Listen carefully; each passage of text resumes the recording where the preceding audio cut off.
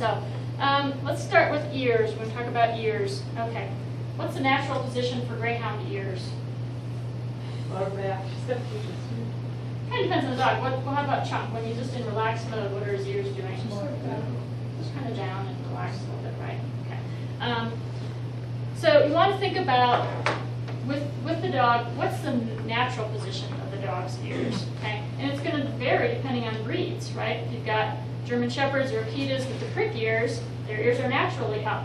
Okay, Greyhound's ears are not naturally up when they're in a relaxed position. That's when they're in an alert position. Okay, so to some extent, when we're talking about all these different body parts, you need to keep in mind what's the natural position of the dog that we're thinking about, of the breed. Okay. Then, of course, man comes along and makes other changes to dogs, like cropping tails and docking tails and cropping ears and those kind of things. So that makes it more difficult for the dogs to communicate. It also makes it more difficult for the other dogs to read. Okay. So sometimes we run into problems when dogs are interpreting something from another dog that maybe wasn't intended because of what we've done. So if the ears are cropped and you can no longer really see what the ears are doing, it's harder to tell. If the tail's been docked and you can't tell what the tail's doing, it's a little bit harder to read that dog. So sometimes we have problems from dog to dog because the dogs are having a harder time reading those dogs.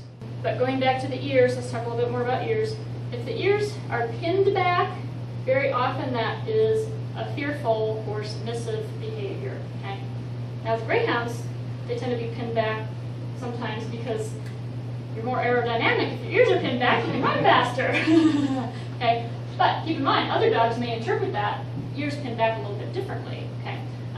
So looking at the situation, if your dog's ears are pinned back, does he do that in that situation normally, or is there something that's maybe stressing him out?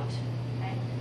So pinned back ears can be an indication of fear or stress or something like that. Okay? If the ears are forward, what does that mean? Alert. Alert. They're aroused, they're alert. Anytime you've got signs of arousal, it could lead toward aggression, it could lead toward a bite. It doesn't mean it's going to, it just means when a dog is in a high state of arousal, that's when they're more likely, or there's more likelihood of something to happen, aggression-wise or biting-wise. Okay?